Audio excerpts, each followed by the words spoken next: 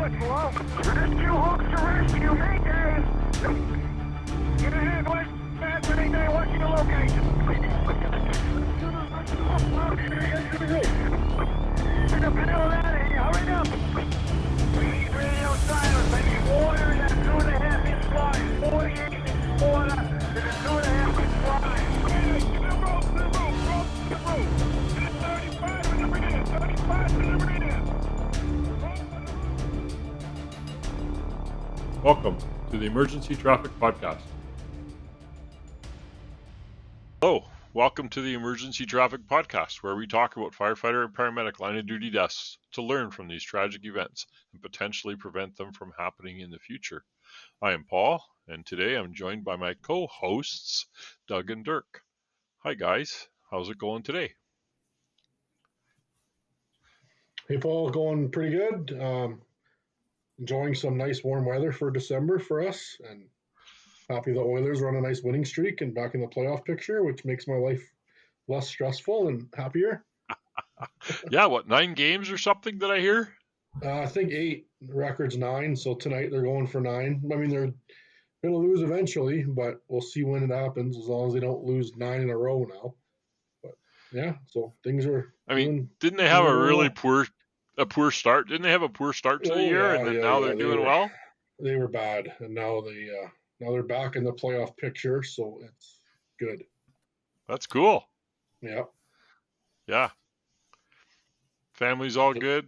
Oh yeah, family's busy as ever with activities with the kids and me going to work, and that's all normal life. But I try to come up with different things to say for this question all the time, but it's hard. Excellent. And Dirk, how are you? I'm doing okay. A bit tired last night. Working night shift again tonight. Same as Doug, because we're on the same shift now, finally. Oh, yeah, right. Cool. Yeah, so got a new crew, new station, new rig. So it's exciting for a little bit. It's going to be, unfortunately, very short. But gets to ride around on a Rosenbauer. Oh, yeah, Rosenbauer, big Rosie. Yeah, the Rosie has less problems than all our engines. So yeah, it's you're on a rescue, right? Yes. Yeah, big toolbox. That's right, and it's a Rosie chassis too. Yeah, I'm not sure who built the rest. I thought it was SVI. No, Rosenbauer. Rosenbauer, sure? SVI doesn't put bodies on Rosenbauers, so. Yeah, I think Rosenbauer built the whole thing. Yeah, okay. Not sure which plant, but cool. And you're reading a book? What book are you reading? Chief Leap's leadership book. So cool. It should be quick because it's big lettering and I don't need glasses and it's easy reading, but I'm just not a good reader. And very slow, and I just don't take the time. I should just take time during the day, but I usually do it at night, and then I can barely keep my eyes open. But now I made myself a promise. I read 2 chapters every night at the very least. I can't read in bed. If I read in bed or at night, I fall asleep immediately. Like 3-4 pages, I'm gone. I love to read, but I cannot read in. So I usually try to read like Sunday morning. I'll try to take it easy and just read my book for an hour or something, or here and there. And I got a Kindle, and so I have my book is on my Kindle, my phone, and my iPad. And so whatever I have with me, anytime I got a little bit of time, then I'll read the book, and it keeps track where you are. So it just says you want to go back to page whatever, and so that works really well. Nice. Doesn't work with the book though. It doesn't tell you where you were, and if your little marker falls out, then right, then you're in trouble. Yeah, you can try to memorize the page, but it depends on your memory. Not good. Cool.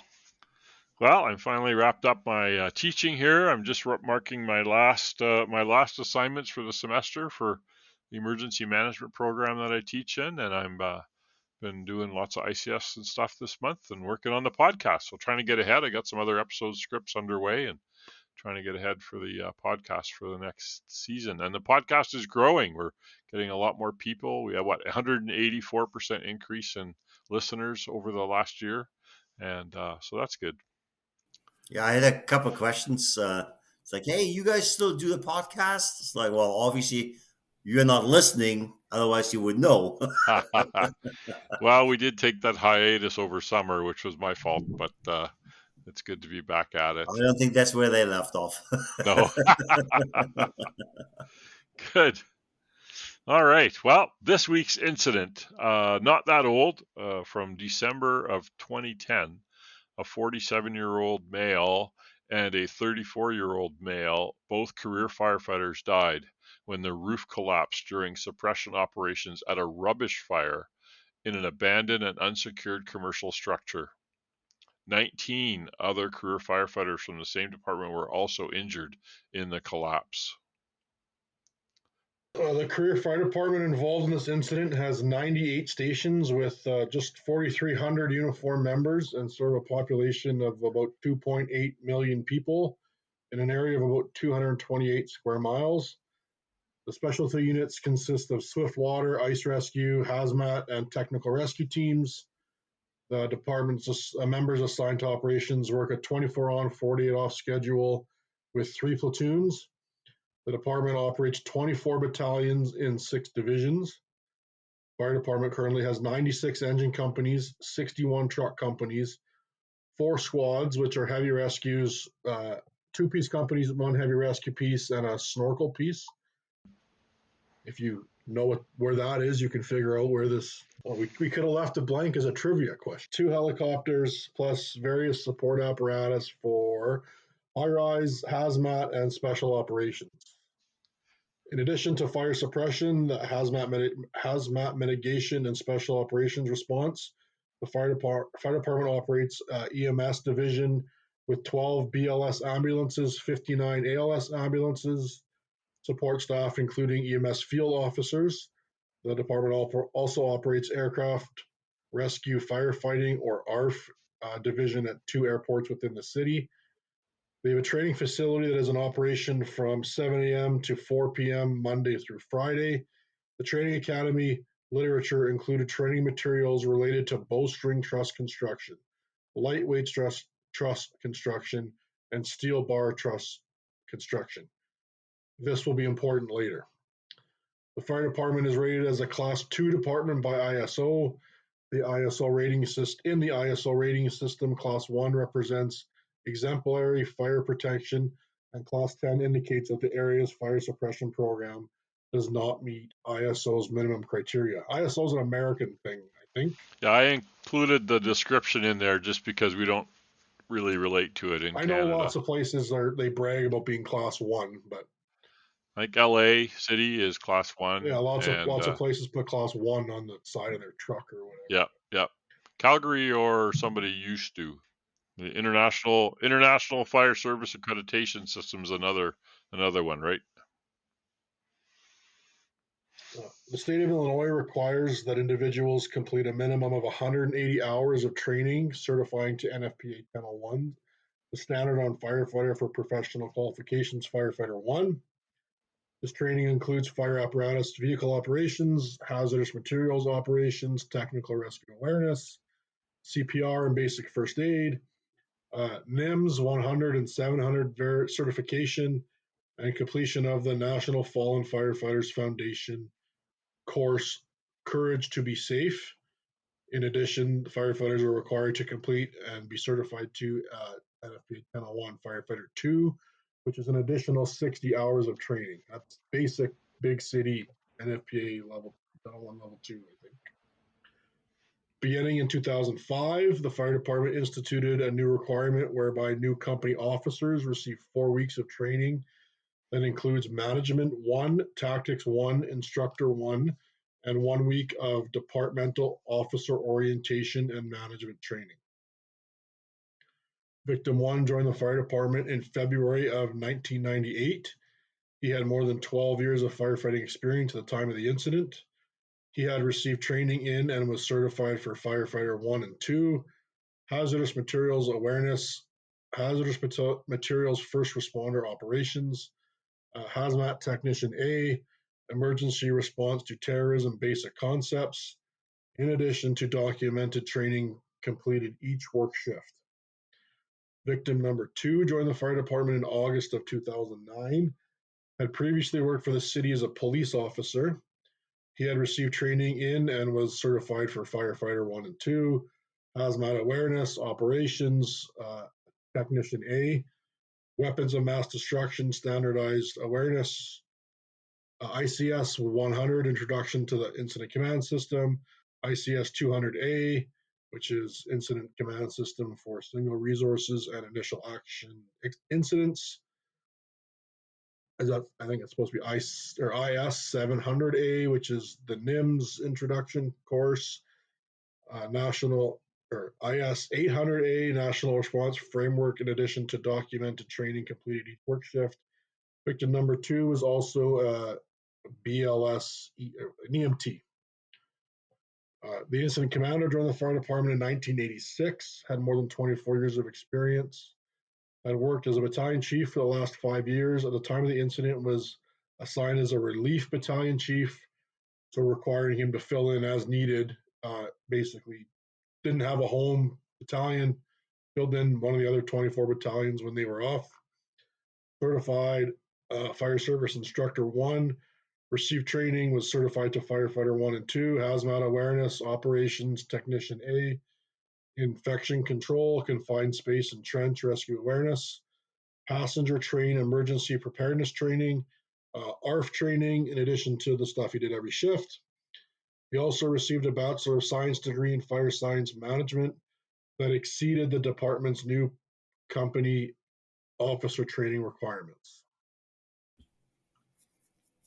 The equipment and personnel. The fire department involved in this investigation provides 2 basic responses for reports of structure fires, which is a still alarm or a still and box alarm. The fire alarm officer will dispatch a still alarm assigned to initial reports of a structure fire. The still alarm dispatch sends 2 engines, 2 trucks, and a battalion chief. If an alarm office receives additional reports of a fire or a company arrives on scene and reports a working fire, then a squad company, a command van, and a rapid intervention team will be dispatched. Extra alarms are designated as 211, 311, 411, 511, which define response control for each. Any equipment needed above the 5th alarm, 511, will be requested by the incident commander. In 2002, so 8 years before this happened, the department implemented procedures for a RIT response, in which a truck company and a battalion chief are dispatched to and designated as a rapid intervention team on every working fire. A RIT response is comprised of 1 truck company, 1 battalion chief, 1 ALS ambulance, and 1 EMS field officer. In the event of a mayday,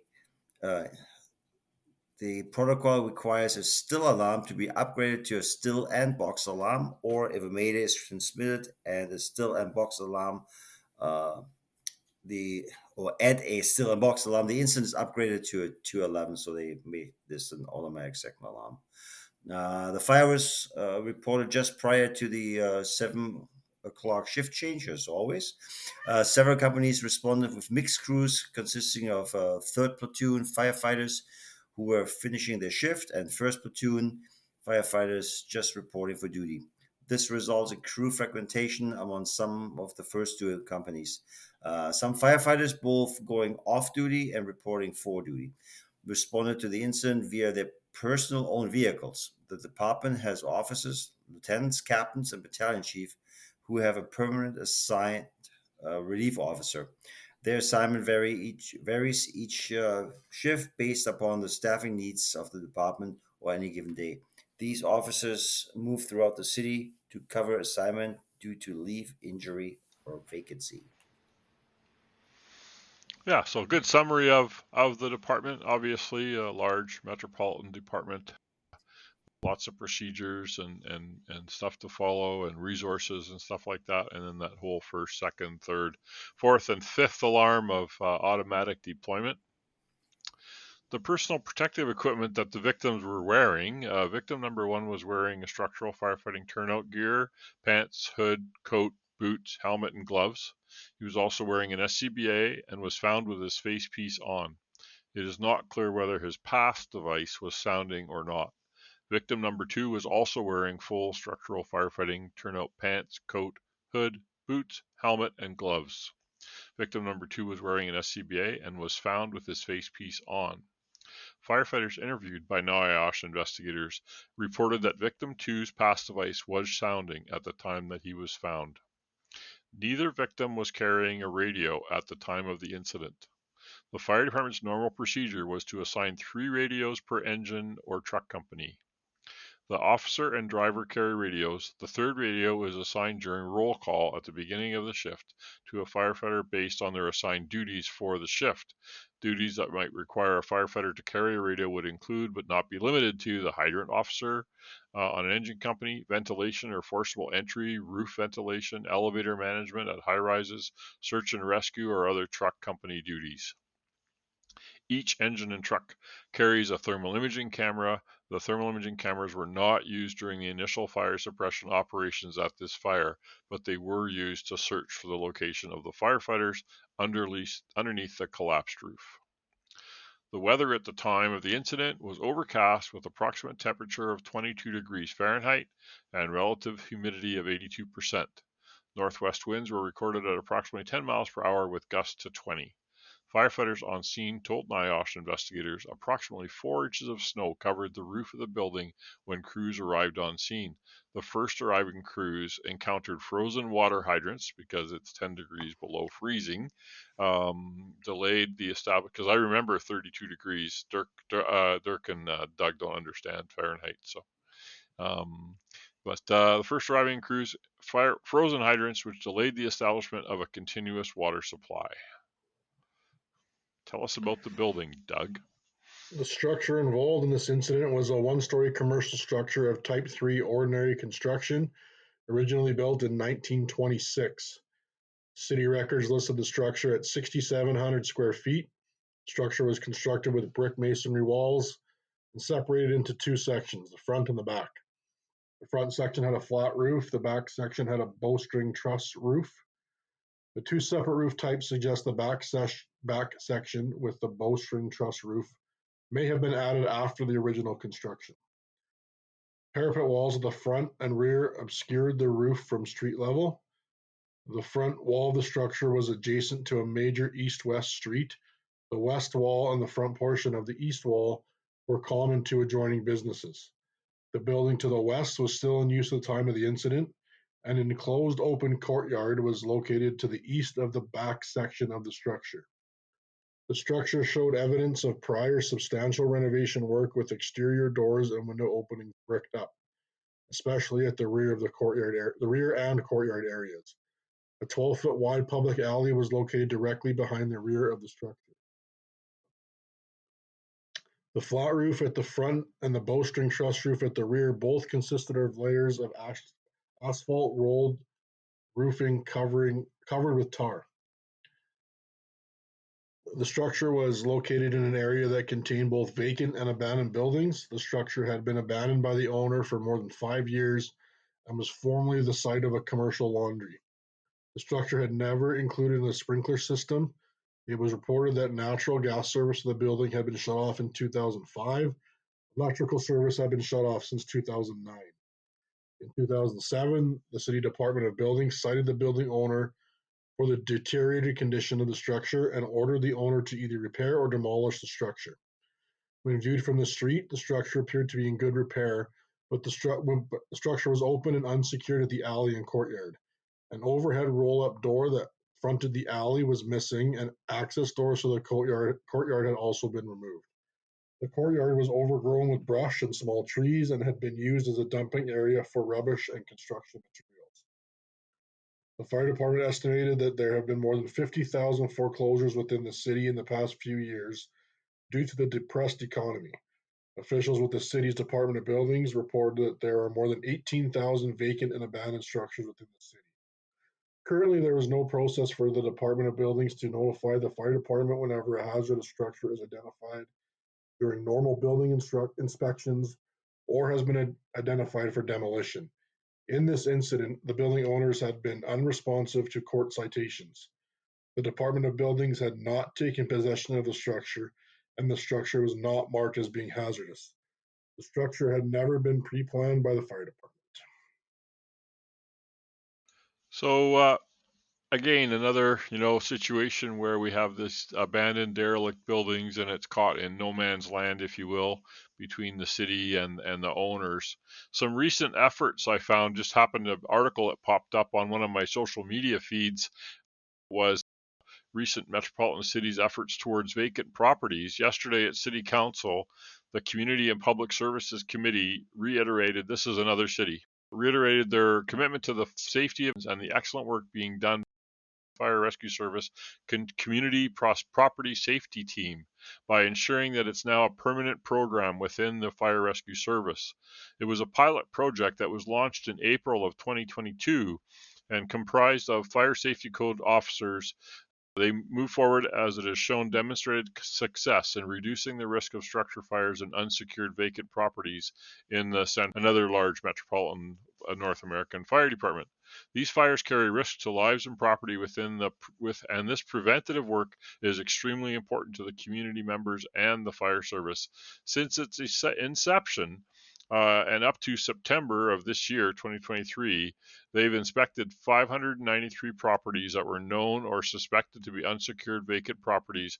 Out of those inspections, they had 320 properties secured and 295 enforcement orders issued. This work is expected to contribute to a 31% decrease in structure fires in the neighborhoods that the team focuses on. So, I mean, we've seen this in Baltimore, we've seen this in Seattle, we've seen this in other cities.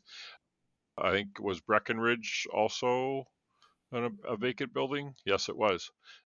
So it's good to see that a city is taking steps to try to eliminate these. One, they're firefighter killers. Two, they deterioration of the community, right?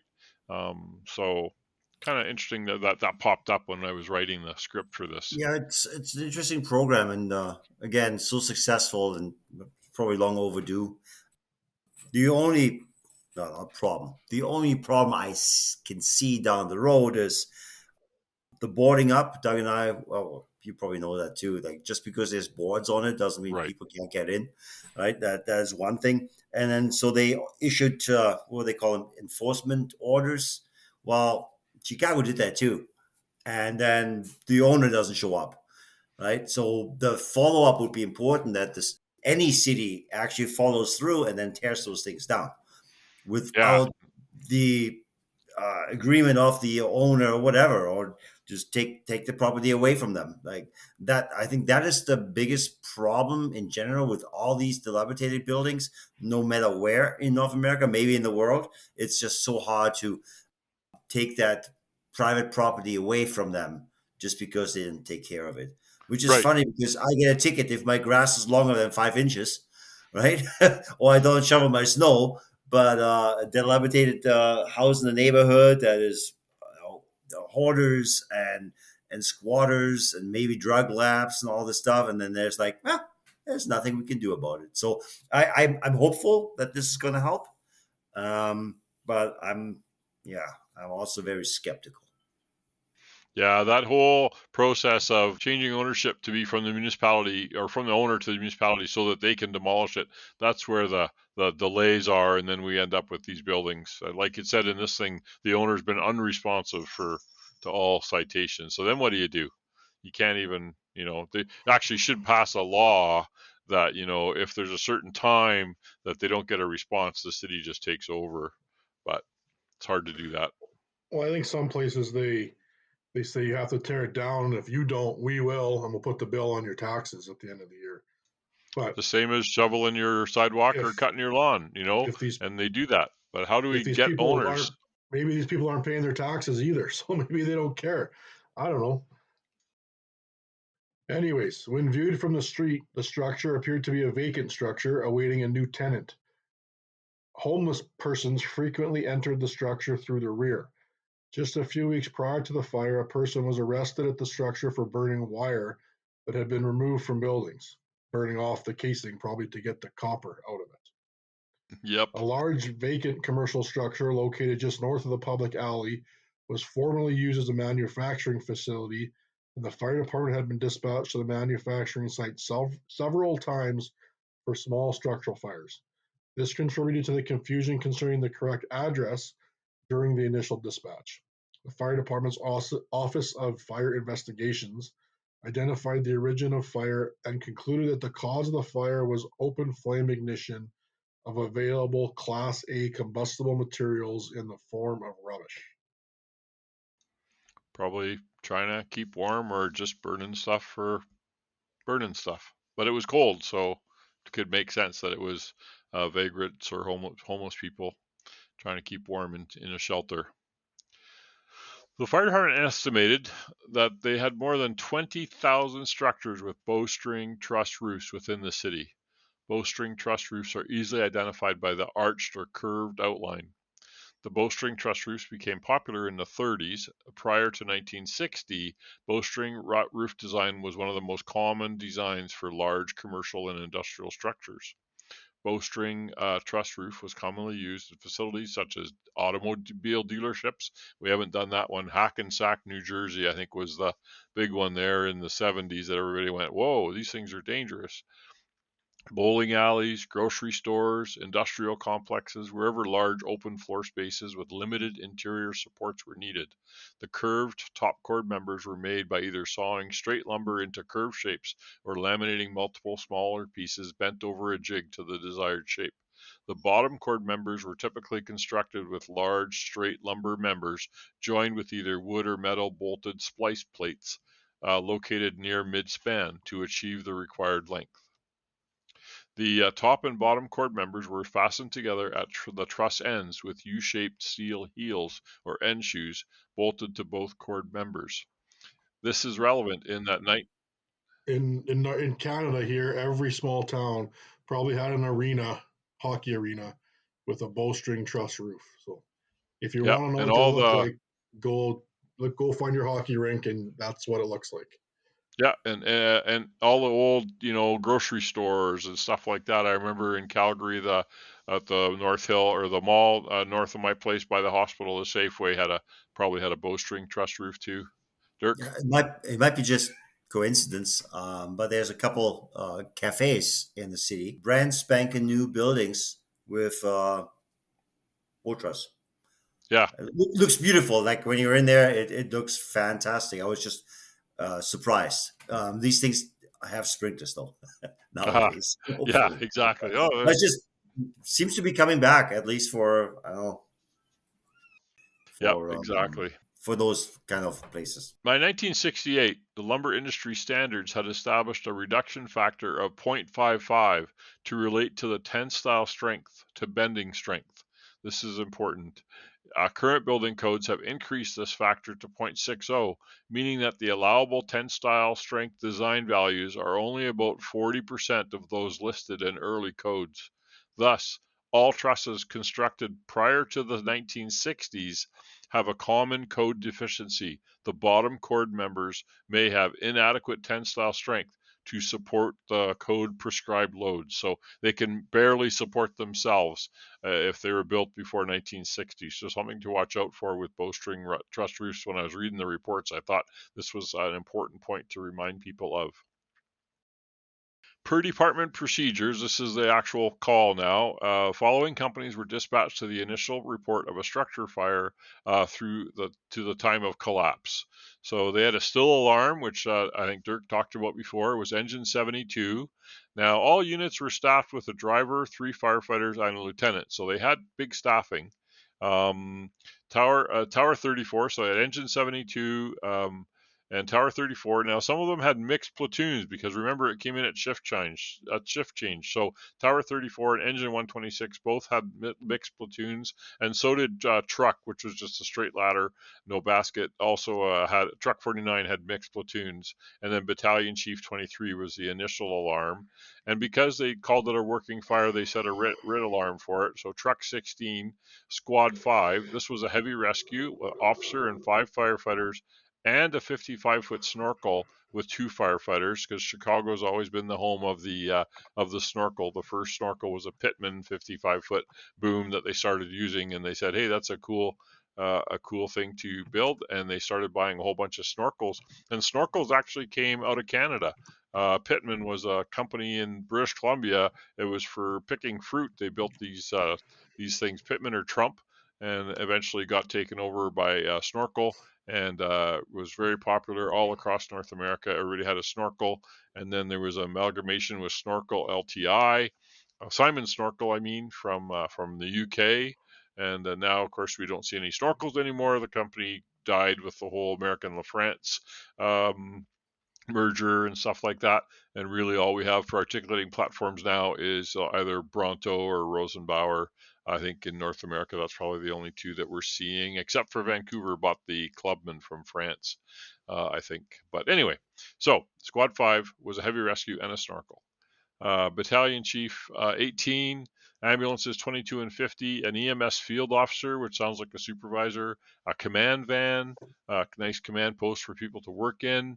They announced a still and box alarm, engine 63, truck 30, battalion chief 17, and another battalion chief 22. So they'd have more chief officers in case they wanted to sector off following incident command principles. We should kind of note too that the mixed platoon thing is not uncommon. Oh, yeah, all the time. All the time in every career fire department there is. Yep. If your relief's not there yet and the call comes in, you go. Right. The fire was reported at 06:48 hours, just prior to the morning shift change. As we said, a fire lieutenant on his way to work smelled smoke while driving through the commercial area where the fire occurred. This area contained a number of vacant and abandoned buildings intermixed with working businesses. The fire department had responded to a number of fires in the area, including fires at a large vacant manufacturing facility located just north of the fire building. The lieutenant arrived at his station, called the fire alarm office, which is dispatch, reporting an odor of smoke, and requested a still alarm for the address. Engine 72 was the first apparatus to arrive on scene, carried a crew of 5, which is the lieutenant, a driver, and 3 firefighters in the back. Upon arrival to the reported address, Engine 72 found an empty lot, and the lieutenant radioed the fire alarm office for clarification of the address. Well, he should know, he reported it. The Engine 72 lieutenant and his crew observed light gray smoke rising over the rear of a nearby commercial structure. An alley just past the empty lot led to the rear of the structure, and the hydrant was located approximately at the corner of the alley and vacant lot. The Engine 72 lieutenant decided to position the engine on the street in front of the structure, Sector 1. The lieutenant and the firefighter assigned to water supply walked to the hydrant while the other 2 firefighters pulled 200 feet of 2.5-inch pre-connected hose line with a gated Y that had 150 feet of 1.75-inch hand line to the front entrance. Tower ladder 34 arrived on scene, and the tower ladder crew forced open the metal security gate blocking the entrance. Battalion Chief 23 arrived on scene and assumed command. Battalion Chief 23 arrived on scene and assumed command of the incident. Battalion Chief 23 quickly sized up the structure and radioed the fire alarm office that they had a fire in a 1-story vacant commercial structure of ordinary construction, approximately 40 by 125 feet in size. The IC requested radio or traffic control to shut down the street in front of the building and advised the fire alarm office of the correct address for the fire location. Truck 16, Battalion 18, and Ambulance 22 were dispatched for a rapid intervention team. Following the confirmation of a working fire, Truck 16 became the designated RIT team, and Battalion 18 became the RIT chief. Engine 72 firefighter assigned to water supply found the fire hydrant was frozen, and Engine 72 lieutenant reported the frozen hydrant to command. Incident command radioed the fire alarm office for a still and box alarm due to the difficulty in establishing a water supply, and identified the staging area for the additional resources. While en route, Truck 16 was reassigned as the box truck, the 3rd due truck company. Battalion 18 was reassigned as the box chief. This designation meant that Battalion 18 was now the operations chief. Truck 16 was committed to assist with structural firefighting activities. The Engine 72 firefighter proceeded west to the next hydrant. One outlet was frozen shut, but he was able to open the other outlet. Engine 72's driver and a captain from the 3rd platoon who had just gone off duty drove who had just gone off duty and drove his personal vehicle to the scene, dragged the 4-inch supply line off engine 72 to the hydrant. The engine 72 lieutenant heard the engine 126 lieutenant radio that they had found a small fire at the rear of the structure and were preparing to hit the fire with tank water. Engine 72's lieutenant and 2 Engine 72 firefighters entered the structure through the front entrance with their charged hose line and walked through the empty building towards the rear. They found the structure actually consisted of 2 separate structures.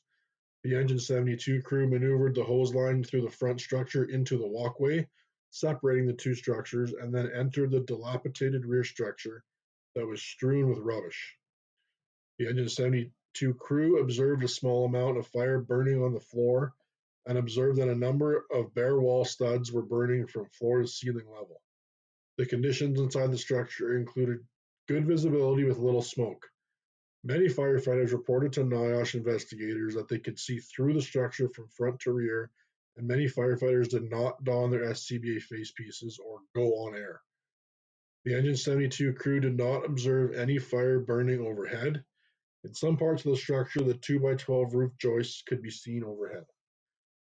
The Engine 72 firefighters began to hit small pockets of fire and hot spots with their hose line.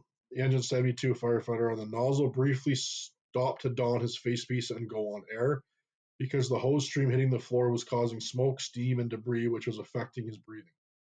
The other Engine 72 firefighter was positioned on the hose line a few feet behind the nozzle.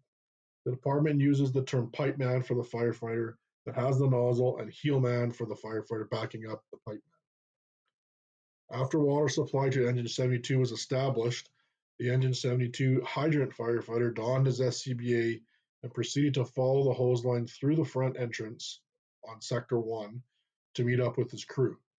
He followed the hose line through the front structure and had just entered the walkway between their front and rear buildings when he heard the roof collapse. The Engine 72 lieutenant was positioned just inside the overhead door opening, Sector 3, which I'm assuming means the back of the building, when the collapse occurred. The lieutenant was pushed into the alley and covered with bricks and debris from the collapse. 3 firefighters were able to dig him out and remove him from the collapse area. The 2 firefighters on the hose line from Engine 72 were covered by the collapse. The firefighter behind the firefighter on the nozzle was able to get free and move towards the firefighter that had the nozzle. The Engine 72 firefighter with the nozzle was trapped and had to be extricated. Tower Ladder 34, which is housed with Engine 72 and Ambulance 22, was the first 2 truck company and arrived on scene just behind Engine 72 with a crew of 5, including a lieutenant, driver, and 3 firefighters, one of whom was victim number 2. Note, the lieutenant was a 1st Platoon relief officer assigned to Tower Ladder 34 for the shift. So he didn't stay, he was actually relief. The lieutenant had just arrived at the station, relieved the 3rd Platoon lieutenant, and completed his equipment check with Tower Ladder 34. When it was dispatched to the fire. Victim number 2 worked the 3rd Platoon and had not yet been relieved. The rest of the Tower Ladder 34 crew worked on the 1st Platoon and were just coming on duty. Tower Ladder 34 was positioned on the street in front of the building, Sector 1, just east of the front entrance. Ladder 34 lieutenant and 2 firefighters, including victim number 2, went to the front entrance and used bolt cutters to open the metal sliding security gate. They then forced open the front door, so that the Engine 72 crew could advance their hose line through the front door. The Tower Ladder 34 driver and the other firefighters set the tower ladder for operation, got into the platform, and raised the platform to the roof. The Tower Ladder 34 lieutenant and 2 firefighters followed the Engine 72 hose line through the front part of the building, through the covered walkway, and then entered the rear part of the structure. They did not observe any smoke or fire until they entered the rear part of the building, where they observed a small amount of fire burning on the ground. They also observed fire burning upward along wooden wall studs at the rear of the building. The smoke conditions were light, and they could see other crews working at the rear of the building. They stopped and donned their facepiece before continuing towards the rear. As the engine crew worked to knock down the fire, Tower Ladder 34 lieutenant and 2 firefighters, including victim number 2, began to search for the presence of civilians inside the rubbish-filled building. Tower Ladder 34 lieutenant observed a window in the section 4 wall and moved toward it to see if it needed to be ventilated. At the same time, a firefighter, victim number 1, from truck 16, entered the fire building and also walked over to the window. Tower Ladder 34 lieutenant observed that some of the glass panes had been previously broken by vandals and was sizing up the need to remove the rest of the window when he heard the sound of wood cracking, followed by a loud boom. The other 2 Tower Ladder 34 firefighters inside the structure helped the Engine 72 crew pull the hose line and then began searching for civilians. Working their way toward the overhead door at the rear, Sector 3, where other 2 crews were working. As they made their way towards the rear, they thought they observed the roof overhead beginning to sag. They decided to report this observation to the lieutenant, but were unsure of his location. They had just decided to split up and look for the lieutenant when the roof collapsed. One firefighter was able to run out of the overhead door. The other Tower Ladder 34 firefighter, victim number 2, was trapped under the collapse. Tower Ladder 34 roof crew placed the platform of the aerial ladder near the roof at the front of the building and exited the platform. Once on the roof, they observed opening in the roof and also observed that the roof felt soft. The entire roof was covered with up to approximately 4 inches of snow. They radioed this information and moved along the west side of the roof, Sector 2, to make their way to the rear and access the truss roof. They sized up the roof and used a power saw to cut an opening approximately 3 by 3 near the Sector 4 wall.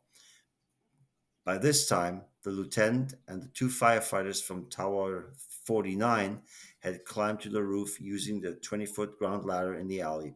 As the Tower 49 roof crew used hand tools to pull up the roof flashing along the north Sector 3 wall, the Tower Ladder 34 roof crew moved to the west Sector 2 side of the roof to cut another opening.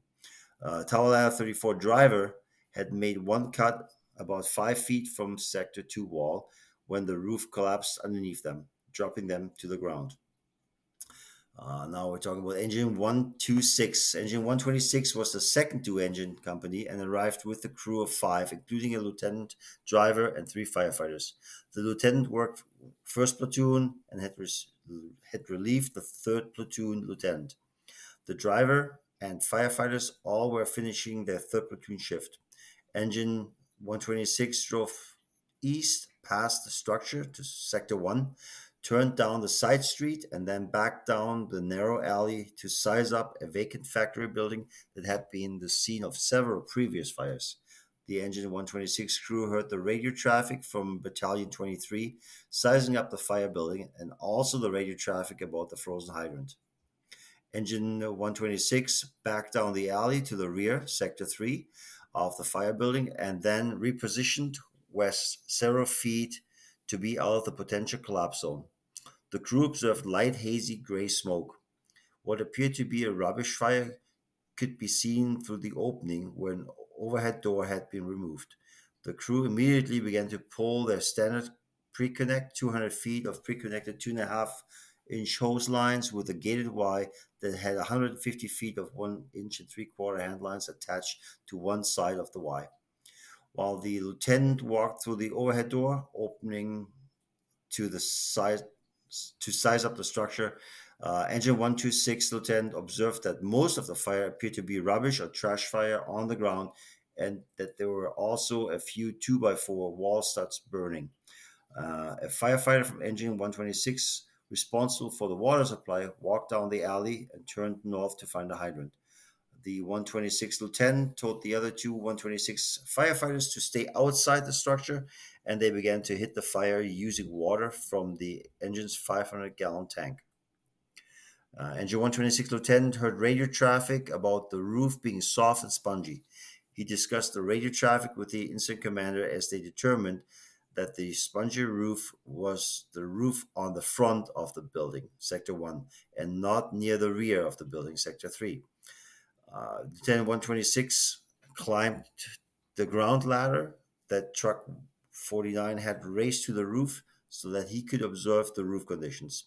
He observed a few hot spots burning along the top of the Sector 3 wall, and the Engine 126 firefighters raised their hand line to the roof so that the lieutenant could hit the spots, hot spots, with water. Engine 126 driver reported that approximately half of the water in the Engine 126 booster tank was used inside the structure, and another 1/4 was used on the roof. The IC radioed 126 lieutenant and asked if the fire had gotten into the trusses.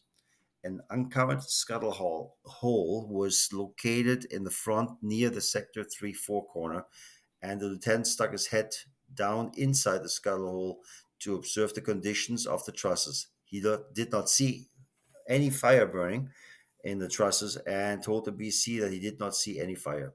The lieutenant looked inside the scuttle hole a second time and again told the IC that he did not see any fire in the trusses. Engine 126 lieutenant returned to the ground while the roof crew from Tower 49 and Tower Ladder 34 continued opening the roof to check for extensions.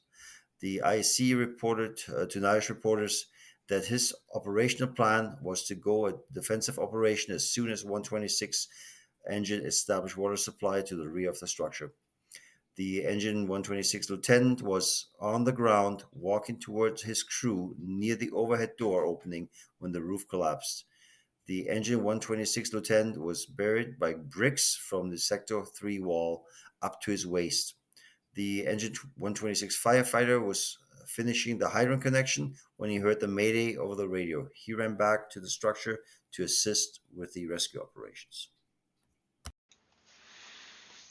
Thanks, Dirk. Yeah, tough, long part, but it's nice to know everybody where they were and stuff. Interesting that they had fire along the wall, hot spots on the roof, but no burning in the truss space that he could see, but it may have been obscured by smoke or something. Truck 49, that'd be like Ladder 49, right? The movie, which is housed with Engine 126 and Ambulance 50, was the second due truck company and arrived on scene with a crew of 5 firefighters. The Truck 49 lieutenant and 2 1st platoon firefighters were just coming on duty, while the driver and the other firefighter were working the 3rd platoon. Engine 126 was backing down the alley, as I talked about, behind the fire structure when Truck 49 arrived. The Truck 49 crew arrived on scene and turned down the alley east of the vacant lot and positioned at the east end of the 12-foot public alley behind the structure. Truck 49 raised a 20-foot ground ladder in the alley near section 3-4 corner to access the roof. So they don't use Alpha Bravo Charlie, I guess, in Chicago. They use the 1, 2, 3, 4. After sizing up the building and talking to the Engine 72 lieutenant about the radio report of a soft roof, the Truck 49 lieutenant, driver, and 1 firefighter climbed the ladder to the roof. They observed smoke and a small amount of fire coming through the roof along the Sector 3 wall. The crew used hand tools to pull back the roof material and flashing so that the Engine 126 lieutenant could hit the area with the hand line. The after Engine 126 lieutenant returned to the ground. The Truck 49 crew continued to pull roof material and flashing to search for fire extension. The other 2 Truck 49 firefighters walked up the alley to the overhead door opening. Their forcible entry tools were not needed as the building was unsecured at the rear. The Engine 126 lieutenant ordered everyone to stay outside of the building as the Engine 126 crew pulled the hose line to the overhead door and began knocking down the fire through the door. After sizing up the structure, Truck 49 firefighters waited as the engine company crews knocked down the fire and then followed the Engine 126 crew inside the structure. They reported that they did not need to wear SCBAs or face teases since the smoke conditions inside the structure were very light. This is a common thing that we get caught with too, is that a big structure, light smoke conditions, right?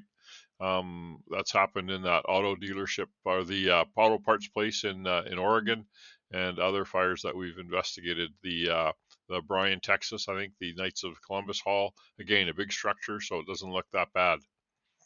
One of the Truck 49 firefighters was raking through the smoldering debris on the floor and asked the Engine 72 lieutenant if he should pull down the wooden wall studs. Engine 72 lieutenant said no. The other Truck 49 firefighter was pulling sheetrock near the corner of the concrete block room when he heard a loud snap like wood breaking. He stepped against the block wall as the roof overhead collapsed above him. The Truck 49 firefighter from the 1st Platoon was in close proximity to the Engine 72 hoseline crew and a Truck 16 firefighter when the roof collapsed. The collapse pushed the 3rd Platoon firefighters from Truck 49 onto his hands and knees. He was briefly tangled in debris but was quickly able to free himself. Truck 16, which was originally dispatched as the RIT truck when Engine 72 confirmed the presence of smoke in the area, was about 5 or 6 blocks away from the scene when the fire alarm office upgraded the incident to a still-in box due to the frozen hydrants. Truck 16 was reassigned as 3rd due truck company to the box truck, which changed their assignment from RIT to additional resources for incident command to assign as needed. That'd be like on deck for Blue Card, right? I haven't mentioned it yet this podcast, so I had to get it on there. The Truck 16 crew arrived on scene with 5 firefighters, including victim number 1. Truck 16 lieutenant and 3 firefighters were just starting to work their regular shift on 1st Platoon. Victim number 1 had not yet been relieved, so he was the only 3rd Platoon firefighter to respond on Truck 16. After positioning the truck in the street in front of the structure, the entire Truck 16 crew followed Engine 72 hose line through the front door, Sector 1, and proceeded to the rear. They walked through the courtyard in Sector 4 to size up the structure and observed an open stairwell leading to an underground basement. The crew stopped to remove a door from a side entrance and placed the door over the hole to prevent anyone from stepping into an open stairwell. Truck 16 crew proceeded into the structure, observed a small amount of rubbish burning on the ground. They walked to the Engine 72 crew to see if they needed any help with the hand line, and one of the Truck 16 firefighters stirred the rubbish fire with a pike pole while the other Truck 16 firefighters, including victim number 1, went to remove windows in the Sector 4 wall. Metal mesh security screens prevented the removal of the windows. Victim number 1 remained in this area while the other firefighters walked back towards the rear of the structure. Truck 16 lieutenant briefly talked with Engine 72 lieutenant and observed the Engine 72 crew hitting the small spot fires with their hand lines. Kind of odd that they had small spot fires, but yet the studs were burning and it was burning at the roof. Almost like the fire was bigger before and then fuel wasn't immediately available or something and calmed it down a bit, because you wouldn't think the studs would start right away. Well, and I'm sure for a lieutenant driving by in his car on the way to work to smell the smoke, it probably was a bigger fire at one point, and now you're not going to smell a smoldering little fire from outside. Right, probably that probably tricked them. Basically, is it had burned out quite a bit. Bigger, yeah. The Truck 16 driver began to pull ceiling above the area enclosed by wooden wall studs. The ceiling appeared to be about 3/4 inch plywood, thick plywood. As he pulled the ceiling, small pieces of burning debris began to fall down around him. It was burning above. As he continued to pull the ceiling, he heard loud cracking sound and then was knocked to his knees by the collapsing roof. Truck 16 lieutenant was standing about 8 feet inside the overhead door with the Truck 16 firefighter just to his left when the roof collapsed. The collapse pushed the lieutenant and firefighter out into the alleyway where they were buried by debris from the brick wall. The other Truck 16 firefighter was walking towards the rear of the structure when the roof collapsed. He was knocked momentarily unconscious by the collapse, came to and found that he was unable to free himself.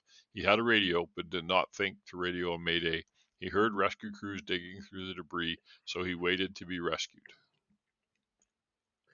Something I realized here, Paul, while you were reading there, the one victim, it says, was the only 3rd platoon firefighter on that rig. Everybody else had been relieved. I couldn't imagine being the guy that was supposed to relieve this guy. When your whole shift has showed up, you're the only guy that got a red light or whatever, and you're late. And the guy that you were like, it'd be hard to not have some survivor's guilt from that. Where that would be it'd be tough. That would be terrible. You're absolutely right. Okay, so after the collapse, 13 firefighters, the Engine 72 lieutenant and 2 firefighters Tower 34 lieutenant and 2 firefighters, the truck 16 crew and 2 firefighters from truck 49 were inside the structure, and 5 firefighters, the truck 49 lieutenant, driver, and firefighter, tower ladder 34 driver and firefighter, were working on the roof when the bowstring truss roof collapsed. The engine 126 lieutenant, driver, and 2 firefighters were in the alley near the Sector 3 wall. The collapsing roof pushed the brick masonry walls at the Sector 3 and Sector 4 outward. The engine 126 lieutenant and 2 firefighters were struck and partially buried by the collapsing Sector 3 wall. The firefighters working near the overhead door at the Sector 3 wall were pushed out into the alley by the collapse. The engine 72 lieutenant, truck 16 lieutenant, truck 16 firefighter, and tower ladder 34 firefighter were those firefighters. The tower ladder 34 lieutenant was standing near the window at the Sector 4 wall. The collapsing roof hit him in the back and pushed him against the Sector 4 wall. His upper body was bent forward with his arms out to his sides. His upper body was pinned, and the weight on his back made it difficult to breathe. The lieutenant was on air at the time of the collapse, but his facepiece was dislodged. He tried to reposition his facepiece with his left hand, but did not have enough freedom of movement to do so. His right hand and arm were completely pinned. After the collapse, the fire began to intensify and smoke began to build up under the collapse. The tower ladder 34 lieutenant suffered respiratory injuries from inhaling smoke while he was trapped. That's a pretty bad situation to be in. You're trapped, your SCBA is screwed up, and you can't do anything about it, and the smoke's getting worse. That's a nightmare. 5 firefighters working on the roof were dropped to the ground with the collapsing roof. All 5 firefighters were injured in the collapse.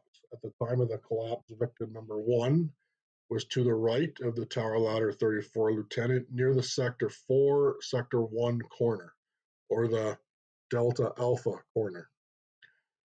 Victim number 1 was trapped under the collapse. Soon after the tower ladder 34 lieutenant was extricated, victim number 1 was found and extricated.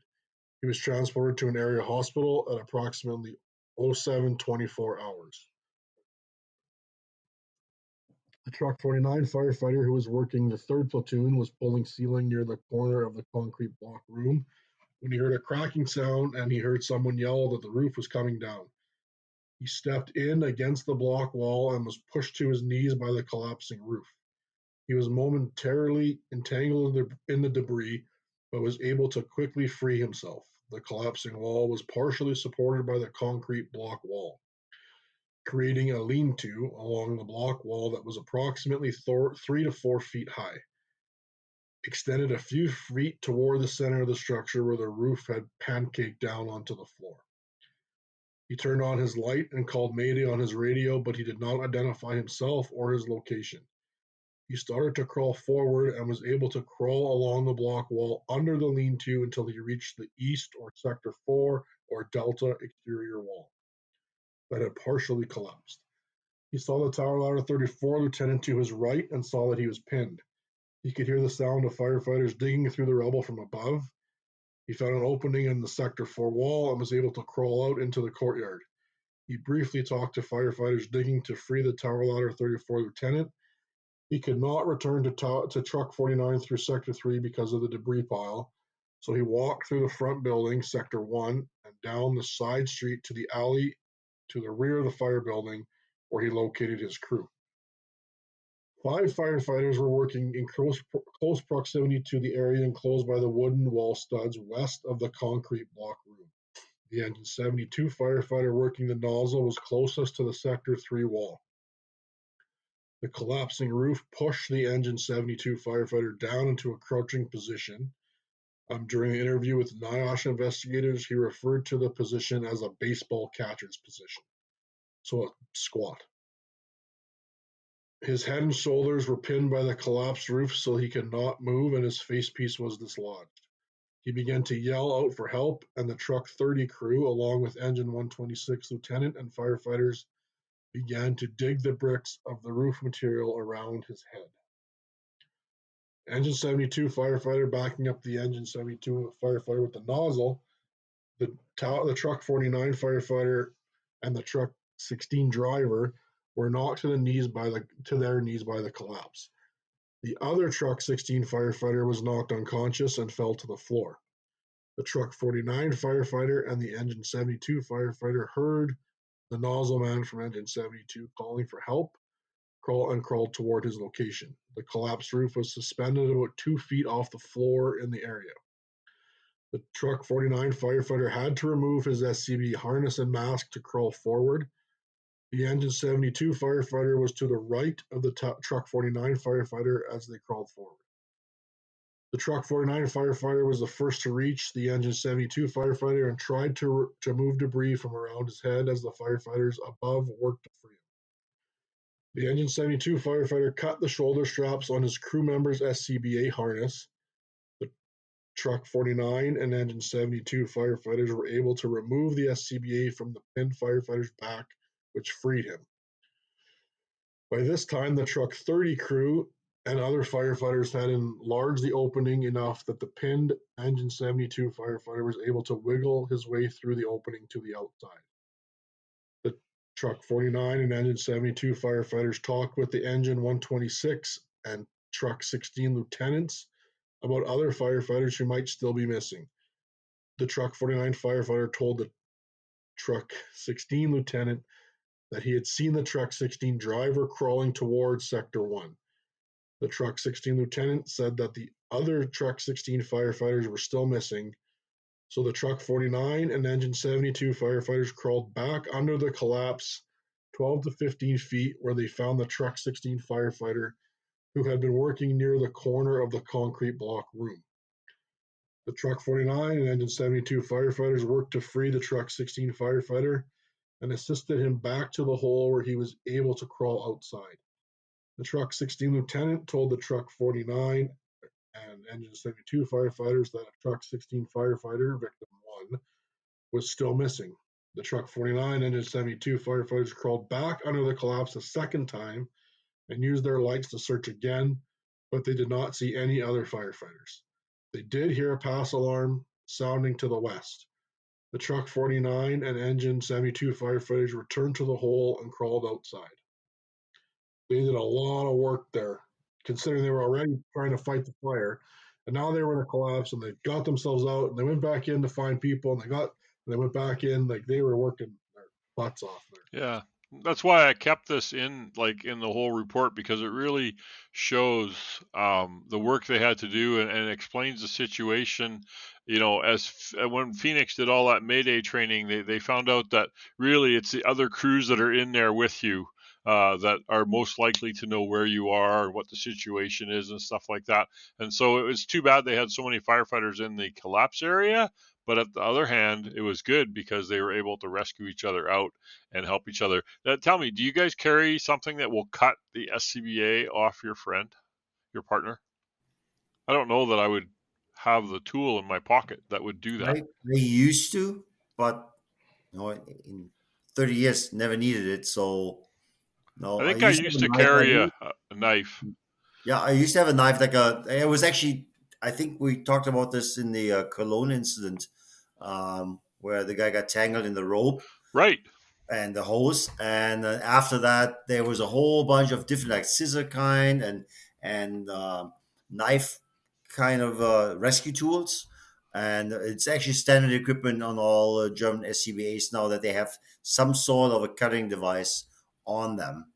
A lot of departments are buying the cable cutters, the little small channel lock cable cutter for T-bar sealing and wires and stuff. But to cut the straps, I mean, those straps would be, if you didn't have like an X-Acto blade or a seatbelt cutter, they would be hard to cut. But I like that they did that to get them out. But it's good that they, that's why it explains it. It puts you right there in the building with these guys. Luckily, it was a lean-to collapse. The middle failed and the wall stood up. Truck 30 was dispatched as a RIT. I was wondering when you were reading, like, where's RIT? But here we go. Truck following the still in box alarm, because it changed from 16 to 30. 30 arrived on scene with a crew of 5. including Lieutenant, 4 firefighters. Truck 30 staged west of the fire building, and the crew was getting RIT tools off the truck when they heard the mayday over the radio. Truck 30 was initially told to go to Sector 1, where they were told to take lifting tools to the rear of the building, Sector 3. They observed a hand sticking up from the debris near the center of the building. Oh my gosh. Truck 30 crew used lifting tools to raise the collapsed roof and up so the trapped firefighter, Engine 72 firefighter with a nozzle, could be freed. They quickly enlarged the opening enough so that the other truck, Engine 72 firefighter, Truck 49 firefighter, and Truck 16 firefighter could escape through the opening. An accountability roll call was taken after the 4 firefighters were extricated. It was determined that victim 2 was still unaccounted for. Crews continued to search under the debris, and victim 2 was soon located under the debris. Crews had to cut through the collapsed roofing materials to extricate him. Victim 2 was transported to an area hospital about 7:31. So just a minute from a couple minutes difference than the other firefighter. Well, the chances you see one hand, you lift stuff off, and here's like 4 firefighters crawling out. That is incredible. I know, yeah. Lucky, And yeah. the importance of having good lighting, and it didn't mention a tick camera here. They did say they used the ticks later on. So I think they looked for hotspots. That was when the engine 126 lieutenant peaked. Yeah, on the roof. For the I'm guessing they didn't mention it, but I'm thinking that's how you find hotspots, unless you call burning debris hotspots. Right. Yeah, just the terminology. Okay, we're going to talk about the contributing factors here. So, occupational injuries and fatalities are often the result of one or more contributing factor or key events in a larger sequence of events, ultimately result in the injury or fatality. Knowledge investigators identify the following items as the contributing factors in this incident that ultimately led to the fatalities. So number one would be the lack of an abandoned and hazardous building marking program within the city.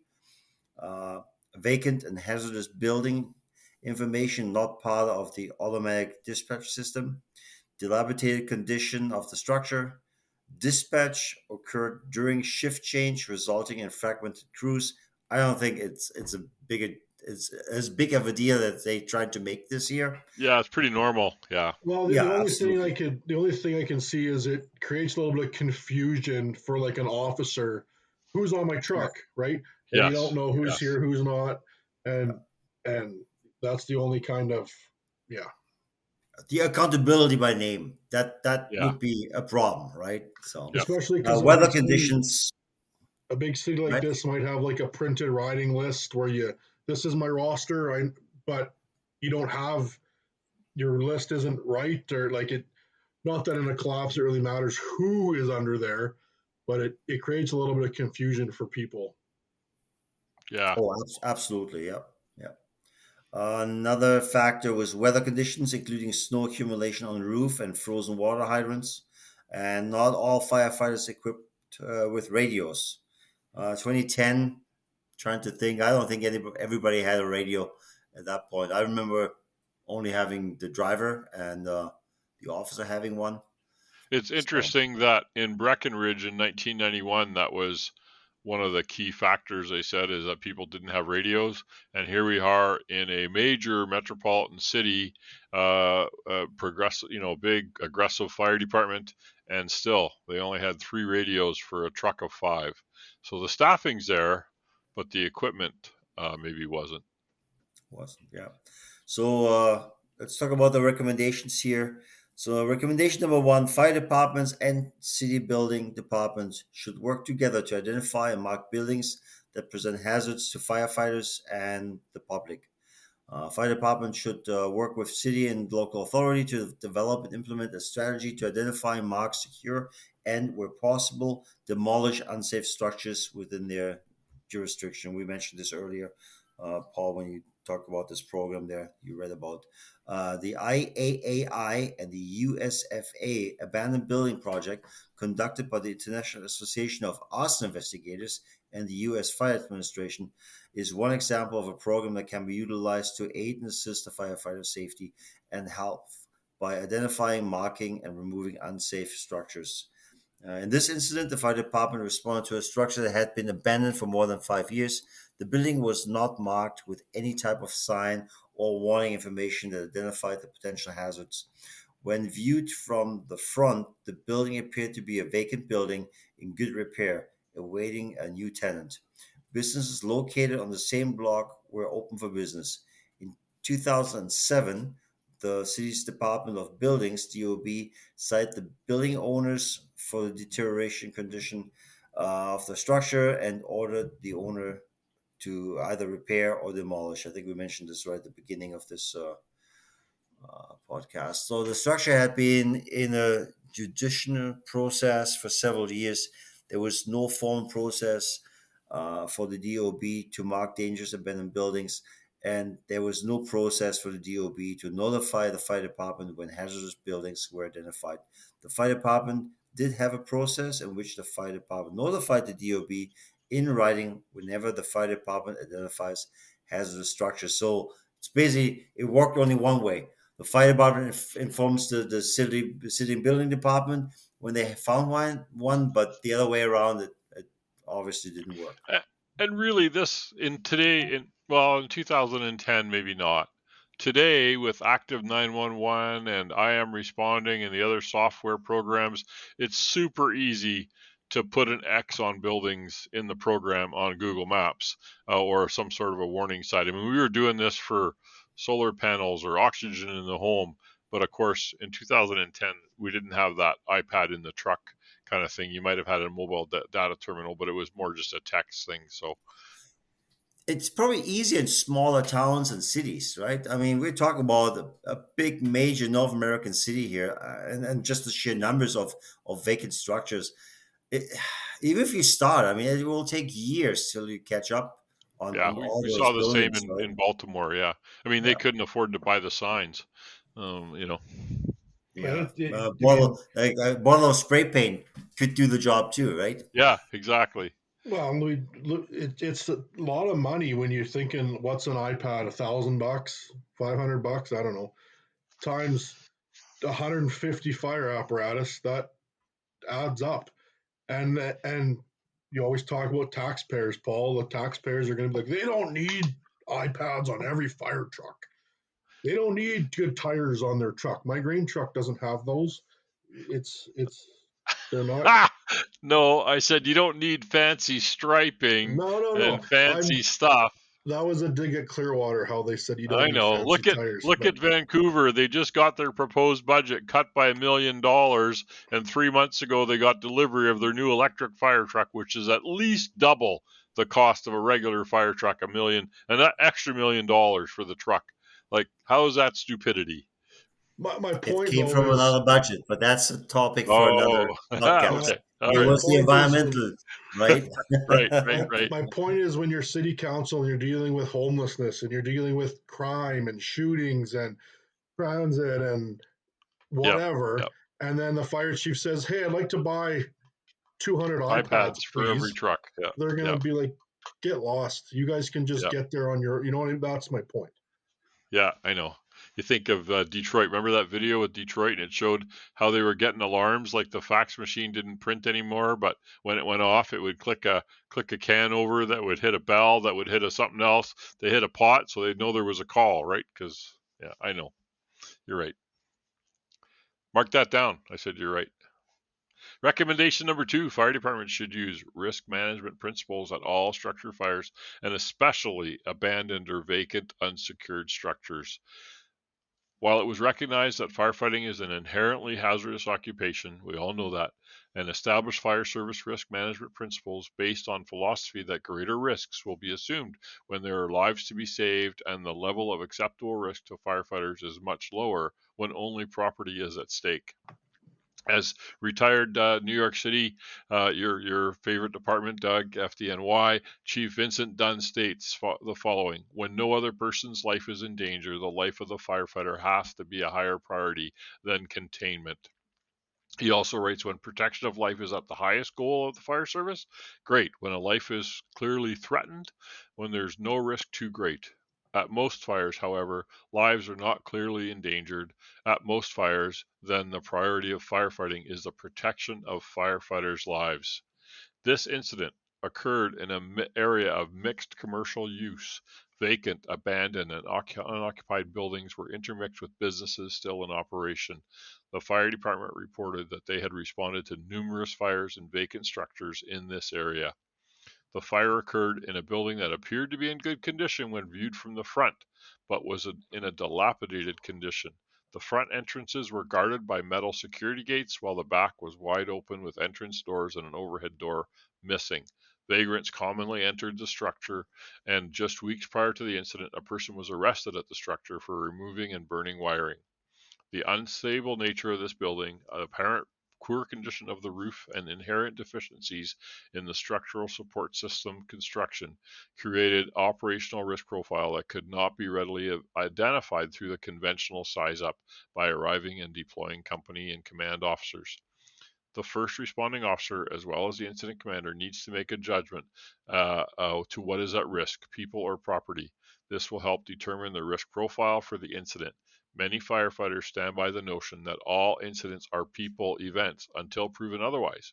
Historically, the fire service, and they were searching for people in the trash, in the rubbish, which makes sense, right? Hiding underneath papers, trying to keep warm, that kind of stuff. Historically, the fire service has a poor history of changing risk-taking based on the people-property issue. Given that vagrants were known to frequent the structure, the decision to conduct an interior search for the presence of civilians was prudent. However, the numbers of firefighters inside the structure clearly exceeded the number needed to suppress the amount of fire present and to search the vacant structure while being exposed to the risk of structural collapse. Incident Command reported having an operational plan to switch to defensive when water supply was established by Engine 26 at the rear of the structure, but the roof collapsed before this plan could be implemented. I got to question that. Why did he wait to switch to defensive? Because of water supply. I mean, you could have a pause while they're establishing it. You could say, okay, defensive, everybody out. My spiny senses are tingling. The one lieutenant had given him a bad report on the roof saying, it was soft and they had some fire along the roof line. They haven't finished searching. I think that was the main reason. Yeah, okay, maybe. And right? I can see him saying, they don't want to just do nothing for a while. They don't want to just wait for water supply to be established. They're going to do this. Once that's ready to go, okay, now we'll shift and go from one to the other and not one to nothing to the other. But the thing that I was thinking when you were reading this, Paul, is it wasn't a big fire. They didn't show up like in Baltimore to fire blowing out windows. The only reason this even went to a still and box alarm is because the hydrant was frozen, not because of the fire condition. So I kind of disagree with the fact that they didn't do a risk management analysis because it was a smoldering fire. You don't need to set up a tower ladder to put out a smoldering pile of garbage. I'm sure lots of them weren't even on SCBA because there was no smoke. So I'm they sure did kind of set the tower up and look at the roof. I just feel like they're going to go in. They all had the idea, we're going to go in, we're going to put out this little trash fire, and we're going to go home.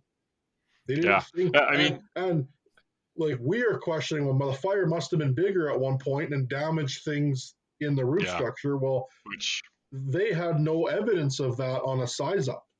So it's hard to sit back after the fact and go, well, you shouldn't have been in there because the roof came down. Well, no, but he should have. I think he, should have triggered earlier to go to defensive. But it's that same dilemma. We have the same thing with the hazmat. We're all sitting around here waiting for something to happen, and we look like why are we sitting here? We should be doing something, right?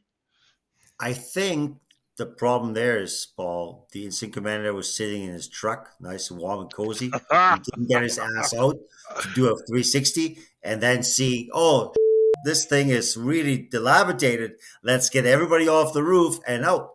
Because the officers, the sector chiefs are supposed to do that while you're in your command vehicle. They reported focusing on the radio. They reported what they saw. I think overall it was just the building. Building and the snow load and then the water that they did flow, right? and maybe even the cutting, looking for hotspots that cause that roof to collapse. It Right. plays right into the next recommendation. Good job. That's why I did that. We're learning segues. Look at us go, hey? Woohoo! Maybe we will attract those sponsors after all. Recommendation number 3, fire departments should train firefighters to communicate interior conditions to the commander as soon as possible to provide regular updates. Proper size up and risk versus gain analysis requires that the incident commander have a number of key pieces of information and keep informed of the constantly changing conditions on the fire ground. The incident commander must develop and utilize a system which captures pertinent incident information to allow continuous situational evaluation, effective decision making, and development of an incident management structure.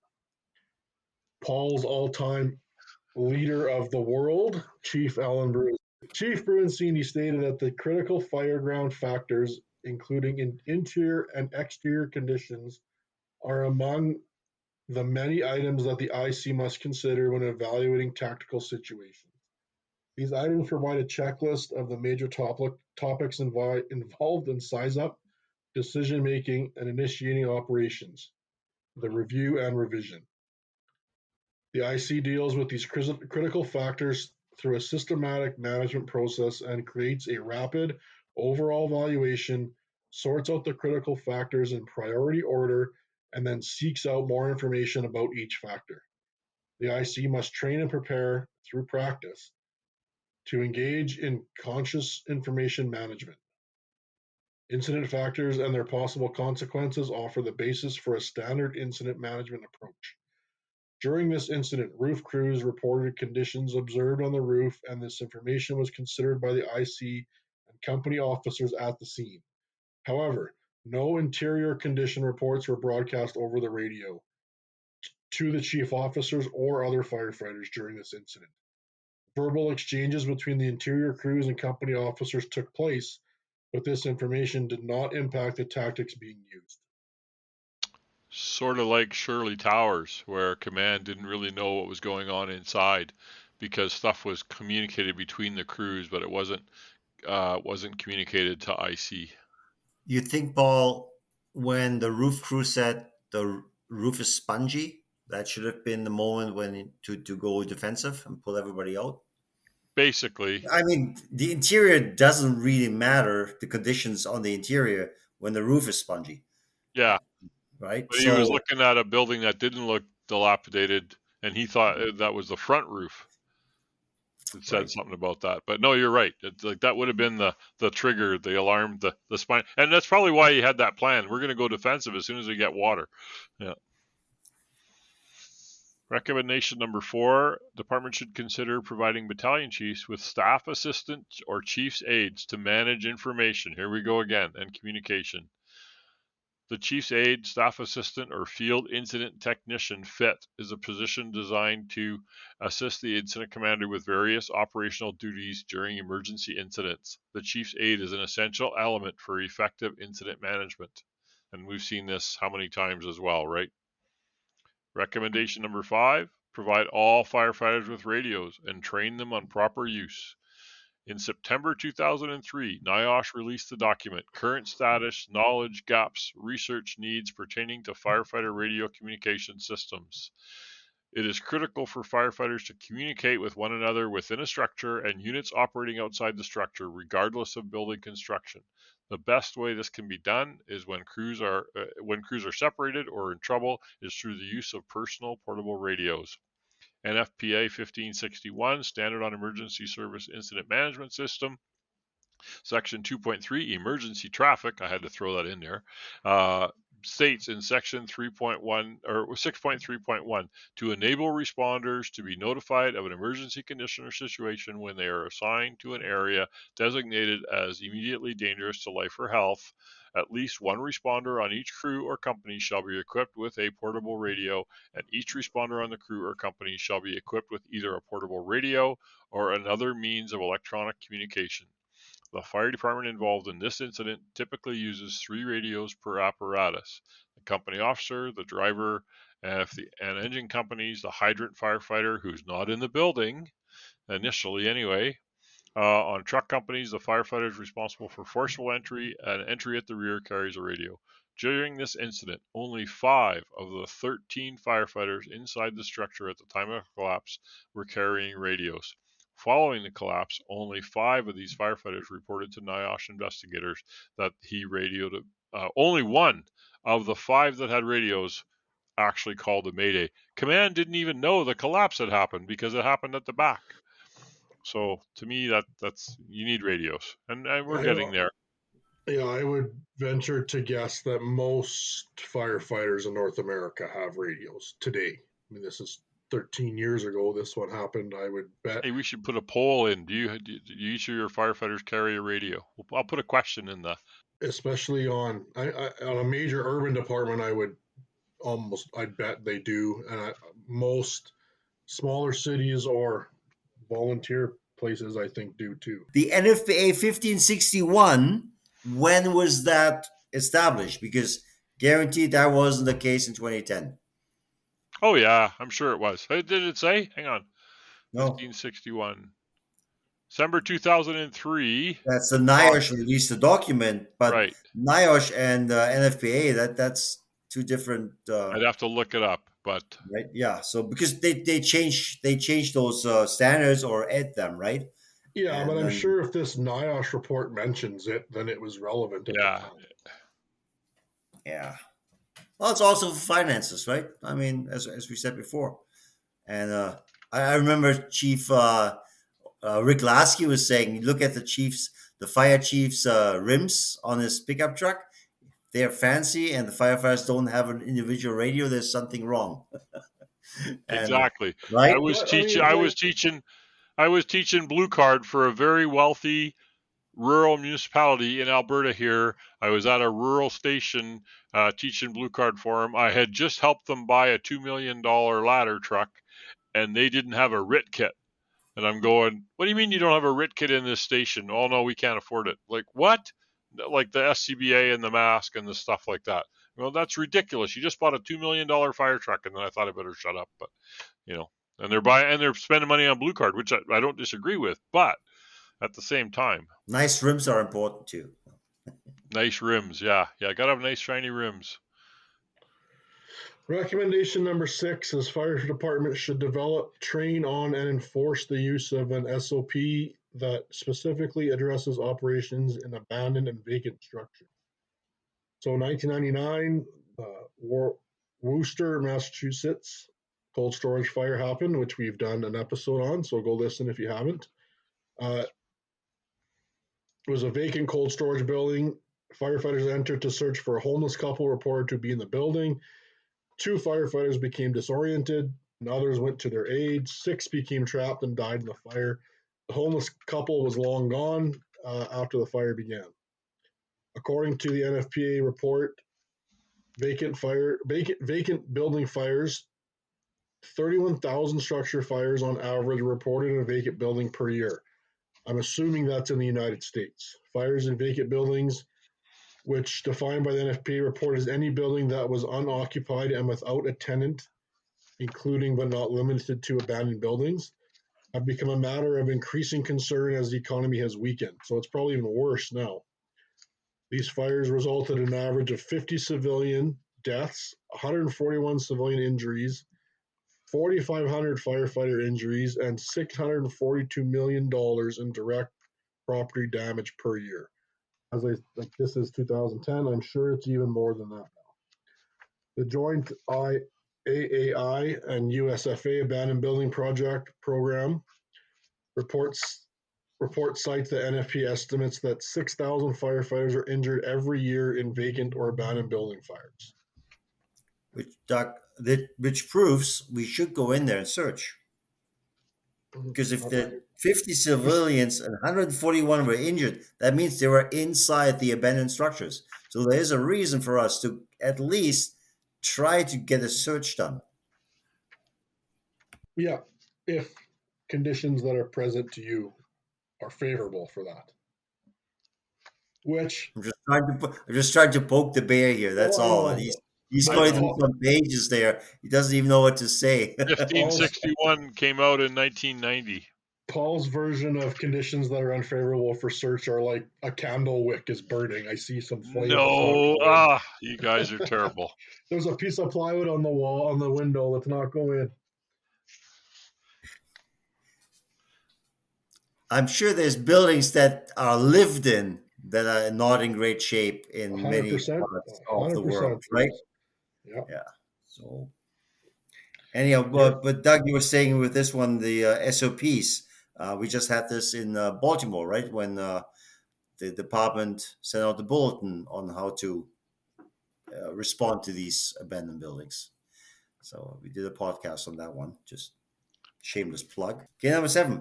The fire department should develop, implement, and enforce a detailed Mayday doctrine to ensure that firefighters can effectively declare Mayday. So there was discussion there. Dr. Burton Clark, EFO, CFO, and noted Mayday doctrine advocate with the USFA, has studied the need for enhanced Mayday training across the country. There are no national Mayday doctrine standards to which firefighters are required to be trained. That was 2010. I'm not sure. I think we've come a long way since then. The NFPA 1001 Firefighter 1 and 2 standard does not include any Mayday doctrine performance, knowledge, or skill.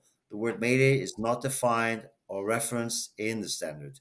An equally important training program is the IAFF Fireground Survival Training. The IAFF Fireground Survival Program contains training on radio communication procedures in emergency operations, including how to call a Mayday. This program contains dedicated sections on preventing a Mayday, being ready for a Mayday, radio communications, and self-survival procedures and skills. In 1561, I looked it up here because I happen to have it on my bookshelf, and the radio requirement was added in 2008 edition. For anybody in an IDLH environment, they had to have a means of communication.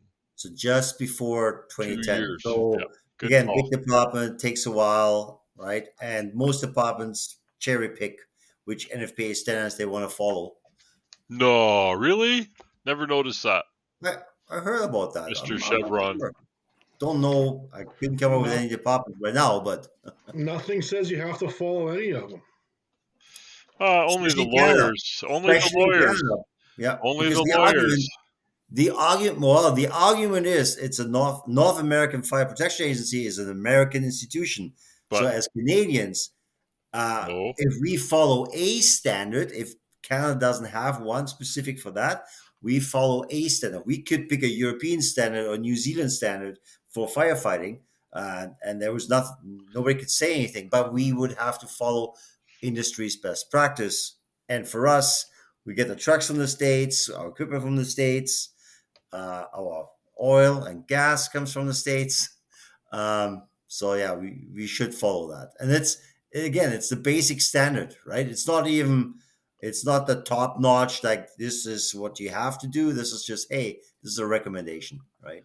And the legal basis in Canada is NFPA is a peer-reviewed basic minimum standard, and it has been upheld in court in many cases that if you don't follow NFPA, you could be liable.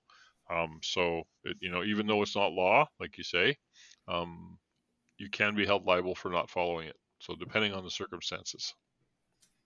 So if your truck gets hit on the Deerfoot Trail and the warning lighting has not been upgraded since the truck was new in the 70s, even though it met the Underwriters Laboratories at the time requirement for emergency lighting, now in 1990, when the accident happens, the city quickly pays out the lawsuit because they know that they will be sued for not keeping things up to the times. And then they added warning lights to all the trucks in the fleet to meet current NFPA standards, regardless of the age of the truck.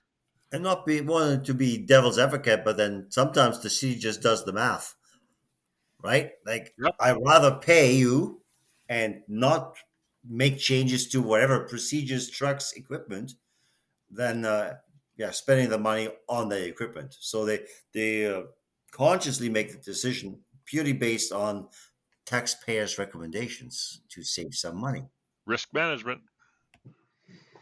Recommendation number 8 is fire department should ensure that the incident commander maintains close accountability for all personnel operating on the fire ground. Personnel accountability on a fire ground means identifying and tracking all personnel working at the incident. A fire department should develop its own system and standardize it for all incidents. In this incident, accountability was not maintained for all firefighters responding to the incident. The incident dispatch occurred during shift change, which resulted in the crews being assembled with firefighters from the outgoing shift and the incoming shift. This resulted in fragmented crews and possibly contributed to instances where firefighters were not working within a buddy system. Following the collapse, company officers had to make visual confirmation of all crew members since many firefighters did not have assigned radios. So it says a fire department should develop its own system and standardize it for all instances. I kind of disagree in the sense that there should be an NFPA standard.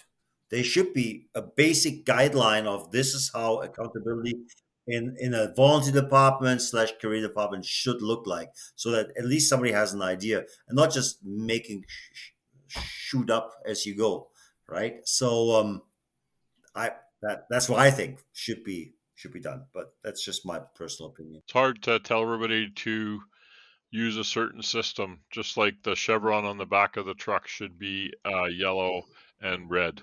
We tell everybody to wear a helmet. We can tell everybody to have a tag and write your name on it. Then the shift crossover wouldn't have been a problem because the third platoon guy would still have his tag on his helmet or somewhere and has to give it to somebody. And then it doesn't matter where he's from, which department he's with, it's been accounted for. And the Europeans been doing this for 30 years now, and we're just so hesitant of copying it because everybody's like, oh, it takes too long. And obviously, you talk to guys that go on exchanges to New Zealand and Australia, where they use the same European system. They said, no, it's a fantastic system. It works really well. And you have a better accountability system than leaving it up to the department, making up their own stuff. Just my 2 cents to that. Recommendation number 9, fire department should ensure that firefighters are trained in fireground survival procedures. As part of emergency procedures training, firefighters need to understand that their PPE and SCBA do not provide unlimited protection. PPE that is not properly donned, worn, or activated may provide reduced protection or no protection at all. Firefighters must act promptly when they become lost, disoriented, injured, low on air, or trapped. After quickly assessing the tenability of their location, the firefighter must transmit a mayday while they still have the capability and sufficient air, noting their location if possible. As noted above, firefighters may need to move away from untenable fire conditions before calling the mayday. The next step is to manually activate their pass device. The IC shall initiate an operational retreat whenever the possible operational area is deemed unsafe for emergency personnel. All personnel operating in the unsafe area shall evacuate as the operational retreat procedures are initiated. Operational retreats shall begin with the radio traffic announcing emergency traffic with directions for all emergency personnel to evacuate the operational area. An emergency egress signal shall be sounded. For example, repeated air horn blasts of approximately 10 seconds followed by 10 seconds of silence. The sequence of air horn blasts for 10 seconds followed by 10 seconds of silence should be repeated 3 times. Upon hearing the operational retreat signal, all firefighters should immediately withdraw from any operations they are performing and leave the operational area. All company officers should immediately perform a personnel accountability report, or PAR, of all personnel they are responsible for, and report the results to the incident commander. In addition, firefighters need to understand the physiological effects of the extreme levels of stress encountered when they become lost, disoriented, injured, run low on air, or become trapped during rapid fire progress. Most fire training curriculums do not include discussion of the psychological and physiological effects of extreme stress, such as encountered in an imminently life-threatening situation, nor do they address key survival skills necessary for effective response. But I mean, and you mentioned it about the guy who missed wasn't there yet, and the guy he was relieving ended up being a casualty in this incident. But also, for all of a sudden, you're in a life or death situation immediately, and remembering to call when you call a mayday to give your location and stuff. So that's why so many departments, of course, do train on maydays. I know Doug and you and I've done some mayday training years ago and RIT training and stuff. But very important that you train on it, because again, it's muscle memory. If this is what I do when I break my leg, or this is what I'm not, it's not always run out of air or be trapped. It could be many things, and it's okay to call a mayday. That's another big problem, right? Is that really a lot of people don't call it, and activate your pass if you can. Of course, another important thing. I used to sell fire trucks, and I always asked the department, like, what's your signal for an evacuation? Do you want an air horn button on the pump panel? And so many places were like, nah, I don't know. We don't really have a signal. Yeah, I think that's something more and more departments are aware of. At least in Canada, we know a lot of departments where Mayday, firefighter survival, and Mayday training are part of it. And if you can prevent a Mayday, that's even better through that firefighter survival training. And then in the event of a Mayday, and I remember also Cologne, that they were talking about the psychological and physiological effects. And train on stress inoculation. And that's something I think in general we're lacking in Yeah. any kind of training. The realism and the added stress in a training environment, because that Yes.